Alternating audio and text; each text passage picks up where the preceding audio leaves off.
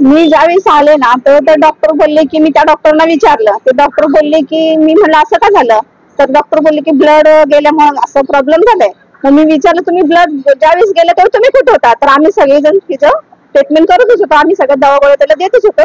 तरी पण ते बोलले की असं कसं झाल्यामुळं तुम्ही तुम्ही लक्ष का नाही दिलं, तुम्ही लक्ष नाही दिल्यामुळे असं झालंय.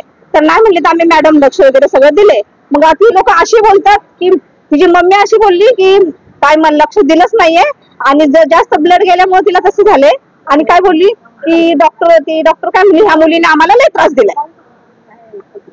डिलिव्हरला ज्यावेळेस आणले ना तर ते डॉक्टर बोलली ह्या मुलीने आम्हाला लय त्रास दिलाय. त्याच्यामुळे काय केलं असेल तर त्यांनी मी काय सांगू शकत नाही.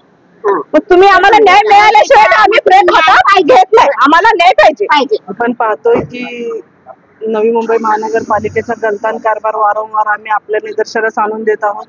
कालच झालेली दुर्दैवी घटना अगदी 32 वर्ष असलेल्या संगीताताई घारात यांचा डिलिव्हरी दरम्यान मृत्यू झालेला आहे.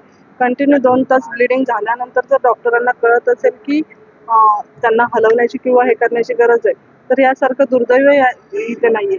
आपण पाहतोय की बऱ्याचशा सुविधांचा अभाव नवी मुंबई महानगरपालिकेत आहे. बऱ्याच वेळा डिलिव्हरीला पुरेशी साधनं नसल्यामुळे ते जे असेल किंवा सायन रुग्णालयामध्ये पाठवलं जातं. या संदर्भात आपण वारंवार जवादे सर असतील किंवा आरोग्य विभागाशी पाठपुरावा केलेला आहे, परंतु त्याबाबत अजून काहीच सुधारणा झालेला नाही.